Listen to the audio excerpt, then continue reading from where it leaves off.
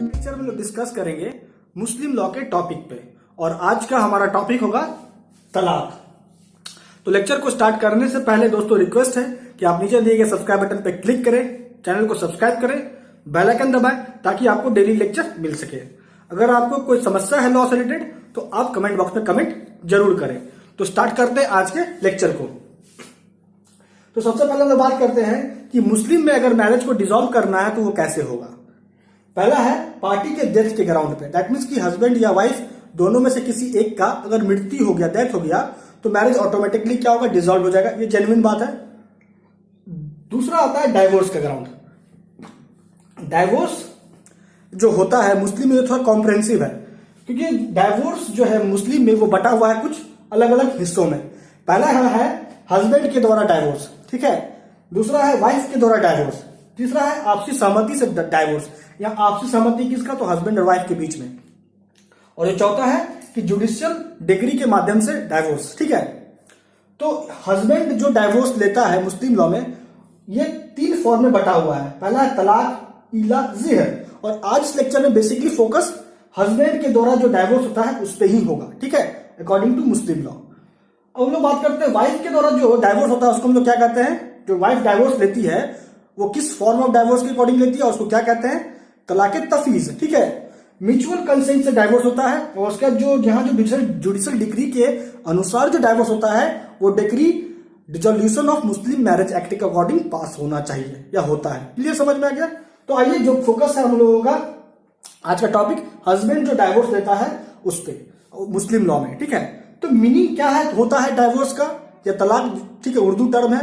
तो हम कह सकते हैं लिटरली, ठीक है, कि डाइवोर्स एक प्रक्रिया है जिसके माध्यम से मैरिज को क्या किया जाता है, खत्म किया जा सकता है, ठीक है। और यहां पे आपको पॉइंट दोस्तों नोट क्या करना है मुस्लिम लॉ के अकॉर्डिंग, कि मुस्लिम हस्बैंड को तलाक लेने के लिए कारण बताना अपनी वाइफ को, इसका कोई आवश्यकता नहीं होता है। और ये किस केस में कहा गया था, मुंशी बजलूर रहीम वर्सेस लाली फुतून निसा का केस, ठीक है, क्लियर। और दूसरा पॉइंट जो रिलेवेंट है दोस्तों वो ये है कि मुस्लिम हस्बैंड अपनी वाइफ के अनुपस्थिति में भी डाइवोर्स ले सकता है, क्लियर है। दैट मीन्स कि वाइफ का परचेस आवश्यक नहीं होता है। और ये किस केस में कहा गया था, फूलचंद वर्सेस गोपाल नवाब अली चौधरी का केस, माफ कीजिएगा, क्या केस का नाम था, मैं फिर से रिपीट कर देता हूं, फूलचंद वर्सेस नवाब अली चौधरी। क्लियर, समझ में आ गया। अब आते हैं पॉइंट पे। अगर हस्बैंड को डाइवोर्स लेना है तो वो तलाक के फॉर्म में, इला के फॉर्म में और जियर के फॉर्म में ले सकता है। ये तीनों फॉर्म ऑफ डाइवोर्स है, ठीक है, जो लिया जाता है हस्बैंड के द्वारा। तो सबसे पहला है तलाक। तलाक 2 भागों में बटा हुआ है, एक होता है तलाक उल सुन्नत और दूसरा होता है तलाकुल बिद्दत। तलाकुल सुन्नत भी 2 भागों में बटा हुआ है। पहला होता है अहसन फॉर्म ऑफ डाइवोर्स, ठीक है, दूसरा होता है हसन फॉर्म ऑफ डाइवोर्स। अहसन फॉर्म ऑफ डाइवोर्स में के अकॉर्डिंग अगर किसी मुस्लिम हस्बैंड को डाइवोर्स लेना है तो उसको जो शर्त को पूरा करना होगा वो ये है कि पहला कंडीशन है कि उसको जो भी डाइवोर्स का फॉर्मूला है, जो भी तलाक का फॉर्मूला है, ठीक है, अकॉर्डिंग टू मुस्लिम रिचुअल्स, उसको सिंगल सेंटेंस में प्रोनाउंस करना है, ठीक है। दैट मीन्स कि उसको एक ही बार में ये जो फॉर्मूला डाइवोर्स का उसको बोलना है। और ये बोलेगा कब मुस्लिम हस्बैंड, जब उसकी wife during the period of purity होने चाहिए। दैट मीन्स कि उस वक्त उसकी वाइफ पीरियड से ग्रसित नहीं होनी चाहिए। यहाँ पीरियड का क्या मतलब हो रहा है, मेंस्ट्रुअल कोर्स से ग्रसित नहीं होनी चाहिए उसकी वाइफ उस वक्त, ठीक है, जिसको उर्दू में हम लोग कहते हैं पीरियड ऑफ तुर। क्लियर, समझ में आ गया। और ड्यूरिंग द पीरियड ऑफ, और उसके बाद क्या होगा यहाँ पे कि जैसे प्रोनाउंसमेंट हुआ फॉर्मूला डाइवोर्स का, ठीक है, तो उसके बाद उसकी वाइफ को इद्दत से गुजरना होगा। क्लियर, समझ में आ रहा है। और इद्दत का यहाँ क्या मतलब हुआ, इद्दत का मतलब यहाँ लिटरली आप समझिए, क्योंकि ये भी जो टर्म है ये बहुत ही कॉम्प्रिहेंसिव है और इसको मैं अलग से लेक्चर दूंगा इस पे, ठीक है। आप यहाँ मतलब इद्दत का यह समझिए कि वह पीरियड होता है जब एक वाइफ, मुस्लिम वाइफ को गुजरना होता है, जब उसको तलाक दिया जाता है उसके हस्बैंड के द्वारा, ठीक है, तो उसको कुछ पीरियड ऑफ टाइम के लिए उस पीरियड से गुजरना होता है, ठीक है। और उस वक्त वो किसी के साथ अपना जो संबंध है नहीं बना सकती है। तो इसी पीरियड को हम लोग कहते हैं इद्दत का पीरियड, ठीक है। ये कितने टाइम का होता है ये डिपेंड करता है सर्कमस्टांसेस पे और कंडीशन पे। क्लियर, समझ में आ रहा है। तो अब यहाँ जो तीसरा कंडीशन फॉलो करना है मुस्लिम हस्बैंड को अगर वो डाइवोर्स दे रहा है, हसन फॉर्म के अकॉर्डिंग, तो उसको ड्यूरिंग द पीरियड ऑफ इद्दत अपनी वाइफ के साथ शारीरिक संबंध नहीं बनाना है। ठीक है, तो माइंड में क्वेश्चन एक अराइज हो जाता है कि अगर मान लीजिए कि Muslim husband during the period of इद्दत अपनी वाइफ के साथ शारीरिक संबंध बनाता है, वो भी तब जब वो डाइवोर्स ले रहा है इस फॉर्म के अकॉर्डिंग, हसन फॉर्म के अकॉर्डिंग, तो उसका क्या इंपैक्ट होगा? तो ऐसे कंडीशन में क्या होगा, जो डाइवोर्स है वो रिवोक्ड हो जाएगा। ठीक है, एक पॉइंट। दूसरा पॉइंट ये समझ में आ गया कि अगर डाइवोर्स हुआ हसन फॉर्म के अकॉर्डिंग, तो ये इर्रेवोकेबल कब माना जाएगा? After the expiry of the period of इद्दत।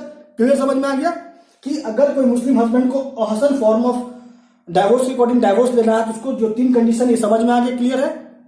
अब आते हैं हसन फॉर्म ऑफ डाइवोर्स के केस में।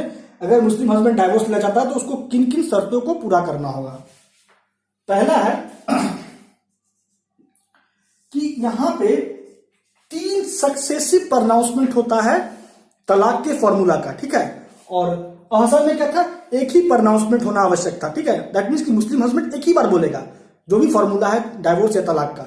और हसन फॉर्म ऑफ डाइवोर्स में क्या हो रहा है कि मुस्लिम हस्बैंड को जो फॉर्मूला है, जो भी फॉर्मूला है तलाक या डाइवोर्स का, उसको 3 बार बोलना है, एक एक करके। ठीक है, अब एक एक करके बोलना है तो कब कब वो बोलेगा? तो पहला जो प्रोनाउंसमेंट होगा वो होगा फर्स्ट पीरियड ऑफ तुर में। और ये पीरियड ऑफ तुर क्या है समझ में आ गया? वह पीरियड जब उसकी पत्नी जो है मेंस्ट्रुअल कोर्स से ग्रसित नहीं होती है। क्लियर समझ में आ गया? तो पहला प्रोनाउंसमेंट पहला तुर पीरियड ऑफ तुर में, दूसरा प्रोनाउंसमेंट दूसरा पीरियड ऑफ तुर में, और जो तीसरा प्रोनाउंसमेंट होगा थर्ड पीरियड ऑफ तुर में होगा। क्लियर समझ में आ गया? ये तो हो गया उस वाइफ को लेके जो जिसको मेंस्ट्रुअल होता है, मेंस्ट्रुअल कोर्स आता है। लेकिन उस वाइफ का क्या जिसको मेंस्ट्रुअल कोर्स नहीं आता है? ठीक है, तो उस वाइफ के कंडीशन में क्या होगा, जो सक्सेसिव प्रोनाउंसमेंट होगा फॉर्मूला ऑफ डाइवोर्स का या तलाक का, वो होगा ड्यूरिंग दी पीरियड, जो period of interval of time जो होगा वो 30 दिन का होगा। दैट मीन्स कि पहला जो प्रोनाउंसमेंट होगा तलाक के फॉर्मूला का होगा 30 दिन के पहले। ठीक है, उसके बाद नेक्स्ट 30 दिन के बाद दूसरा प्रोनाउंसमेंट होगा, उसके बाद जो तीसरा प्रोनाउंसमेंट होगा अगला 30 दिन के बाद होगा। ठीक है, समझ में आ गया पॉइंट? और इस दरमियान हस्बैंड को, मुस्लिम हस्बैंड को अपनी वाइफ के साथ शारीरिक संबंध, ठीक है, सेक्सुअल इंटरकोर्स नहीं करना है। समझ में आ गया? अगर करता है तो ये क्या होगा, जो डाइवोर्स है हसन के फॉर्म में लिया जा रहा है वो रिवोक्ड हो जाएगा। तो यहां भी एक पॉइंट क्लियर हो रहा है कि अगर हसन फॉर्म ऑफ डाइवोर्स के अकॉर्डिंग डाइवोर्स लिया गया तो ये इर्रेवोकेबल कब होगा? जब जो तीसरा जो इंटरवल है 30 डे का, ठीक है, या फिर जो तीसरा पीरियड ऑफ टूर है वो एक्सपायर हो जाए तो ये इर्रेवोकेबल हो जाएगा। ठीक है, दैट मीन्स कि डाइवोर्स हो गया तो हो गया। समझ में आ गया? इर्रेवोकेबिलिटी का मतलब क्या हो रहा है यहाँ पे? तो जो तलाक का कॉन्सेप्ट था तलाकुल सुन्नत का, ये क्लियर हो गया। अब हम लोग आते हैं तलाकुल बिद्दत में। अब तलाकुल बिद्दत भी 2 भागों में बटा हुआ है दोस्तों। एक होता है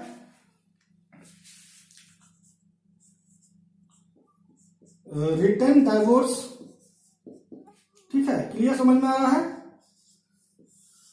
और दूसरा होता है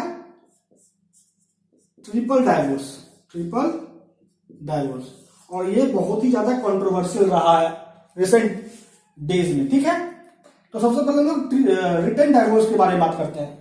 तलाकुल बिद्दत, ये जो फॉर्म ऑफ जो डाइवोर्स तलाकुल बिद्दत, इसको शिया मानता नहीं है, शिया इसको मान्यता नहीं देता है। ये प्रिवेल करता है सुन्नी में, मुस्लिम के सुन्नी कम्युनिटी में ये फॉर्म ऑफ डाइवोर्स जो है प्रिवेल करता है। क्लियर है? अब ये है क्या? तो देखिए तलाकुल बिद्दत में होता क्या है, सबसे पहले आप एक जेन्युइनली समझ लीजिए कि इसको 2 भाग में बांट दिया गया, रिटन डाइवोर्स और ट्रिपल डाइवोर्स। अब रिटन डाइवोर्स में क्या होता है ये समझिए कि यहां पे डीड ऑफ डाइवोर्स तैयार होता है। ठीक है, नाम से ही लग रहा है कि यहां जो मुस्लिम हस्बैंड डाइवोर्स लेगा वो लिखित में लेगा। तो इसके लिए जो डीड बनता है, डीड ऑफ डाइवोर्स, उसको हम लोग क्या कहते हैं, तलाकनामा कहते हैं। तलाकनामा बनेगा, ठीक है, उसमें बात रखी जाएगी कि मुस्लिम हस्बैंड को अपनी वाइफ के साथ, अपने वाइफ के से डाइवोर्स लेना है। डाइवोर्स का जिक्र होगा उसमें। ठीक है, उसका कुछ भी फॉर्म हो सकता है, कोई स्पेसिफाइड फॉर्म नहीं है। समझ में आ गया पॉइंट? समझ क्लियर है? तो यहां पे अगर तलाकनामा के अकॉर्डिंग तलाक लिया गया, ठीक है, तो उसको हम लोग रिटन डाइवोर्स कहते हैं। क्लियर हो गया? अब यहां पॉइंट क्या नोट करने वाला दोस्त बात है कि जब डाइवोर्स लिया जाता है, ठीक है, तो यहां पे जो विटनेस का उपस्थिति है ये भी इंपॉर्टेंट रोल करता है।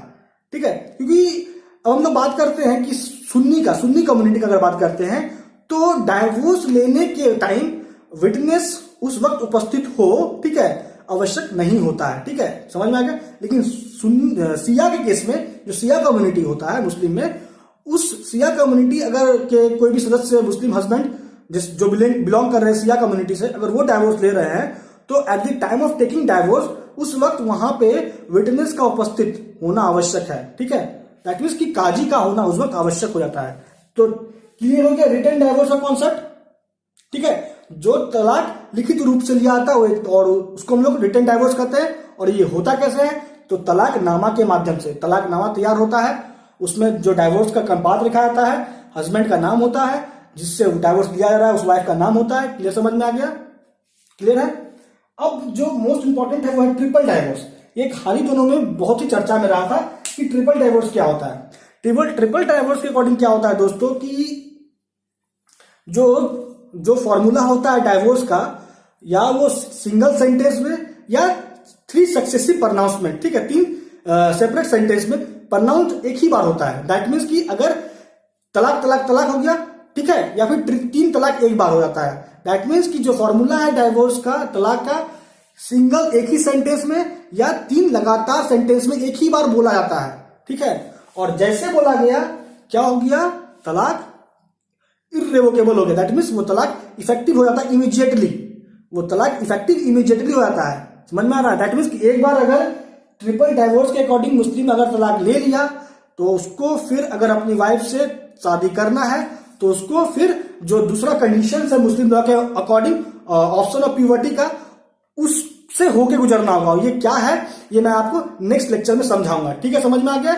आप इतना समझो आज इस लेक्चर में कि अगर ट्रिपल डाइवोर्स लिया जाता है तो फॉर्मूला डाइवोर्स का एक ही सेंटेंस में या 3 सेपरेट सेंटेंस में बोला जाता है एक ही बार, ठीक है, और जैसे बोला गया उसी टाइम से तलाक इफेक्टिव हो जाता है और वो रिवोक्ड नहीं हो सकता है, ठीक है, समझ में आ गया। जिसको हम लोग कहते हैं कि अब यहां पर जब पॉइंट उठा है तो आप समझ ही लो कि अगर मान लो कि एक मुस्लिम हस्बैंड, ठीक है, अपनी वाइफ को तलाक दे दिया ट्रिपल डाइवोर्स के फॉर्म में, ठीक है, क्लियर है, तो ये इर्रेवोकेबल होता है, इर्रेवोकेबल फॉर्म ऑफ डाइवोर्स है ट्रिपल डाइवोर्स। अब होता क्या है कि अब दोबारा वो मुस्लिम हस्बैंड चाहता है अपनी वाइफ से शादी करना जिसको वो डाइवोर्स दिया है, ठीक है, तो फिर वो कैसे करेगा, तो यहां पे ये लंबा प्रोसीजर है, ठीक है, और इसको कहते हैं प्रोहिबिशन ऑफ डाइवोर्स के प्रोसीजर से गुजरना होगा उसकी वाइफ को। दैट मीन्स कि अपने पति के साथ फिर से शादी करने के लिए उस वाइफ को किसी तीसरे व्यक्ति के साथ शादी करना होगा। यहां मैं बता रहा हूं प्रोहिबिशन ऑफ डाइवोर्स का कॉन्सेप्ट क्या है कि उस वाइफ को किसी तीसरे व्यक्ति के साथ शादी करना होगा, उसके बाद उस तीसरे व्यक्ति से संबंध बनाना होगा, उसके बाद उससे डाइवोर्स लेना होगा, उसके बाद जाके ही वो अपने हस्बैंड से शादी कर सकती है जिससे वो पहले डाइवोर्स ले ली थी या उसको डाइवोर्स दिया गया था। समझ में आ गया पॉइंट कि प्रोहिबिशन ऑफ डाइवोर्स क्या होता है, क्लियर है कॉन्सेप्ट। अब यहां पे बात आता है कि जो कॉन्स्टिट्यूशनलिटी को लेके सवाल बहुत उठा है ट्रिपल डाइवोर्स का, ठीक है। तो सबसे पहला जो केस था शमीम आरा versus state of Uttar Pradesh का, इस केस में सुप्रीम कोर्ट ने इस फॉर्म ऑफ डाइवोर्स को अनकॉन्स्टिट्यूशनल घोषित नहीं किया था, ठीक है। इस केस में क्या कहा गया सुप्रीम कोर्ट के द्वारा, ये संवैधानिक है, लेकिन बाद में रिसेंटली क्या माना गया, इसको अनकॉन्स्टिट्यूशनल मान लिया गया सुप्रीम कोर्ट के 5 बेंच जज के द्वारा 3:2 मेजोरिटी से, ठीक है। ऐसे फॉर्म ऑफ डाइवोर्स को क्या मान लिया गया, गैर संवैधानिक, अनकॉन्स्टिट्यूशनल मान लिया गया, लेकिन शमीम आरा versus state of Uttar Pradesh के केस में नहीं माना गया था। समझ में आ रहा है पॉइंट। तो ट्रिपल डाइवोर्स का कॉन्सेप्ट क्लियर हो गया। तो तलाकुल सुन्नत और तलाकुल बिद्दत फॉर्म ऑफ डाइवोर्स क्लियर हो गया हमारा। अब आते हैं इला जो फॉर्म ऑफ डाइवोर्स है, और इला के फॉर्म में अगर मुस्लिम हस्बैंड को डाइवोर्स लेना है तो वो कैसे लेगा। तो यहां पे क्या होता है इला के फॉर्म में दोस्तों कि जो मुस्लिम हस्बैंड होता है उसको क्या करना होता है कि उसको जो भी उनके भगवान है उनके नाम का कसम खाना होता है, ठीक है। दैट मीन्स कि वो अल्लाह के नाम पे कसम खाते हैं कि मैंने अपनी वाइफ के साथ अभी तक कोई सेक्सुअल इंटरकोर्स या कोई शारीरिक संबंध नहीं बनाया है, ठीक है, और मैं नहीं बनाना चाहता हूं आगे, और मैं अपनी वाइफ को तलाक देना चाहता हूं। तो ऐसे वो क्या कर सकता है, इला के फॉर्म में डाइवोर्स ले सकता है। उसके बाद उसकी वाइफ को 4 महीने तक इद्दत से गुजरना होगा, ठीक है। और ये 4 महीने तक मुस्लिम हस्बैंड को अपने वाइफ के साथ शारीरिक संबंध नहीं बनाना है। क्लियर, समझ में आ गया? क्लियर है? इला का फॉर्म आपको समझ में आ गया डाइवोर्स का। अब आते हैं जीहर का फॉर्म क्या होता है। तो जो फॉर्म ऑफ जीहर है डाइवोर्स का वो क्या है कि इस केस में मुस्लिम हस्बैंड क्या करता है, अपनी वाइफ का कंपैरिजन करता है। किसके साथ? तो अपनी माँ या अपने जो फीमेल जो उसका रिलेशन है, चाहे उसकी सिस्टर हो, कोई भी हो सकती है, जो फीमेल रिलेशन उस हस्बैंड के डिग्री ऑफ प्रोहिबिटेड रिलेशनशिप के अंतर्गत आ रहा है, उस फीमेल के साथ अपनी वाइफ का क्या करता है, कंपैरिजन करता है, तुलना करता है। तो इस ग्राउंड पे जो मुस्लिम वाइफ है वो अपने हस्बैंड को कह सकती है कि मैं आपके साथ नहीं रहूंगी अब, ठीक है। तो यहां पे हस्बैंड को क्या करना होता है कि उसकी वाइफ अपने हस्बैंड को बोलती है कि आपको पश्चाताप करना होगा, ठीक है। तो यहां पे वो पश्चाताप कैसे करेगा? तो गरीब को खाना खिला के, कुछ भी हो सकता है फॉर पश्चाताप करने का, कुछ भी मैनर हो सकता है। तो यहां पे मुस्लिम हस्बैंड को इस बात का पश्चाताप करना होगा, ठीक है। अगर वो पश्चाताप कर लिया तो फिर उसकी वाइफ अपने हस्बैंड के साथ आ जाएगी, ठीक है, समझ में आ गया। लेकिन अगर नहीं आती है, ठीक है, और डाइवोर्स लेना चाहती है तो वो ले सकती है। तो यहां पे क्या हुआ कि अगर तुलना हो गया, ठीक है, उसकी वाइफ का मुस्लिम हस्बैंड ने अपनी वाइफ का तुलना अपने माँ या अपने फीमेल रिलेशन के साथ कर दिया, तो इस ग्राउंड पे डाइवोर्स हो सकता है। क्लियर, समझ में आ गया? क्लियर कॉन्सेप्ट हो गया हमारा जीहर का भी। अब जो फॉर्म ऑफ डाइवोर्स बच गया कि हस्बैंड वाइफ के द्वारा डाइवोर्स होगा कैसे, म्यूचुअल कंसेंट से किस किस ग्राउंड पे होता है, ठीक है, और जुडिशियल डिक्री के आधार पर जो डाइवोर्स होता है वो क्या है, ये सभी हम लोग नेक्स्ट लेक्चर में कवर करेंगे। तो दोस्तों आज इस लेक्चर में इतना ही। आपका आप तक हमारे साथ बने रहने के लिए बहुत बहुत धन्यवाद।